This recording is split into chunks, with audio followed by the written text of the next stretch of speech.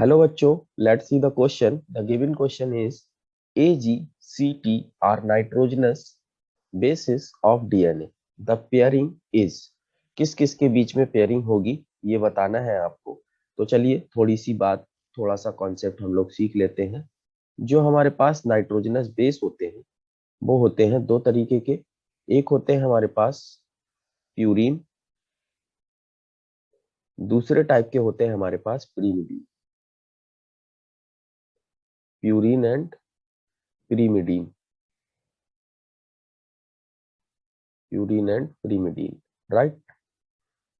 अब जो हमारे पास प्यूरीन होते हैं वो कौन कौन से होते हैं? प्यूरीन में हमारे पास में आते हैं एडिनिन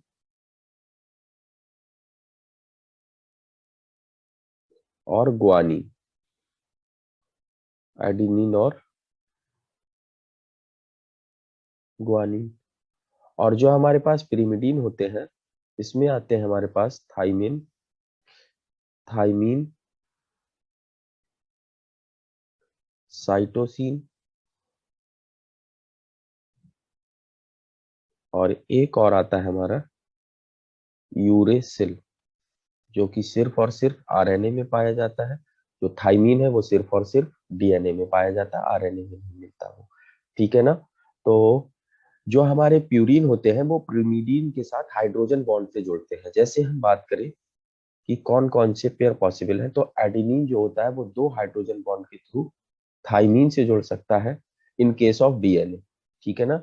और अगर आरएनए की बात करें तो एडेनिन जो होता है वो दो हाइड्रोजन बॉन्ड के थ्रू यूरेसिल से जुड़ सकता है। बट ये आरएनए में पाया जाएगा और ये किसमें? डीएनए में पाया जाएगा। जो हमारे पास ग्वानिन होता है, ग्वानिन होता है वो हमारा साइटोसिन के साथ तीन हाइड्रोजन बॉन्ड से जुड़ सकता है, डीएनए में भी और आरएनए में भी। ठीक है ना। तो ये चीजें पॉसिबल है। तो एडिनिन थाइमीन के साथ जुड़ेगा, एडिनिन यूरेसिल के साथ जुड़ सकता है, ग्वानिन साइटोसिन के साथ जुड़ सकता है। बाकी हमने आपको हाइड्रोजन बॉन्ड भी बताए हैं। क्वेश्चन में सिंपली ये पूछा है कि कौन कौन सा किसके साथ जुड़ सकता है। तो चलिए अब क्वेश्चन के अकॉर्डिंग इसकी बात करते हैं। यहाँ एडिनिन को ग्वानिन से जोड़ा है, गलत है। यहाँ पर एडिनिन को थाइमीन से जोड़ा है, बिल्कुल सही है। ग्वानिन को साइटोसिन से जोड़ा है, ये भी बात सही है हमारी। ठीक है ना। ये भी बात सही है, तो ये ऑप्शन तो हमारा सही जा रहा है। ठीक है। एडिनिन को साइटोसिन से गलत जोड़ा है, एडिनिन को थाइमीन से सही जोड़ा है, लेकिन ग्वानिन को थाइमीन से जोड़ दिया, ये तो गलत है।